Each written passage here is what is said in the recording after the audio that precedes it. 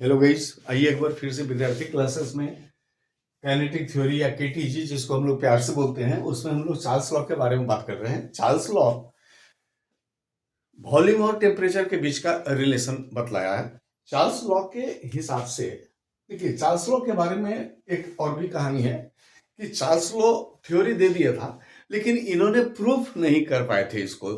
बाद में गे लुसैक्स इसको आगे बढ़ाए थे, लेकिन चार्ल्स के रेस्पेक्ट में हम लोग उस लॉ को चार्ल्स लॉ ही बोलते हैं। एक्चुअली इसका प्रूविंग जो था वो गे लुसैक्स के हिसाब से आया था। तो चार्ल्स ने बताया था कि if pressure is constant, then for the given mass of gas, volume is directly proportional to the temperature at Kelvin.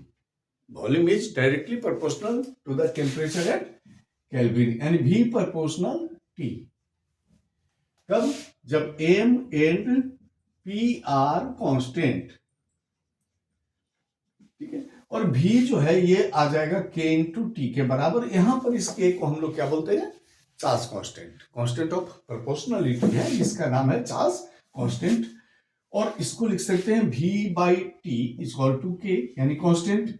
और न्यूमेरिकली अगर हम बात करें तो वॉल्यूम चेंज होगा तो टेम्परेचर भी चेंज होगा, और दोनों का वैल्यू हमेशा क्या होगा? कांस्टेंट K के बराबर होगा, यानी कि V1 by T1 equal to V2 by T2 and so on, ऐसे चलता रहेगा।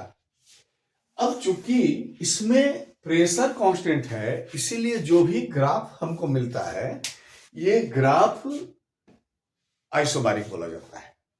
चूंकि प्रेशर कांस्टेंट है इसीलिए इसके ग्राफ्स को हम लोग बोलते हैं आइसोबारिक ग्राफ, ठीक है। और जब फिजिक्स में आप इसका वीडियो देखिएगा तो उसमें इसके ग्राफ्स के बारे में डिटेल्स बताया गया है, क्योंकि इसका ग्राफ्स आम बोलचाल की भाषा में हम लोग ऐसा नहीं कर सकते हैं कि वॉल्यूम और टेम्परेचर को हम लोग दिखा दें और ये यहीं से पास करेगा।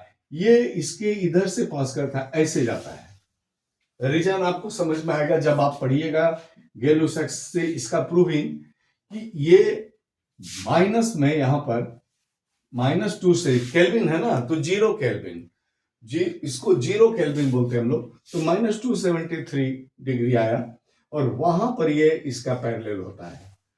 तो इस ग्राफ को बोलते हैं हम लोग आइसोबारिक ग्राफ। Thank you.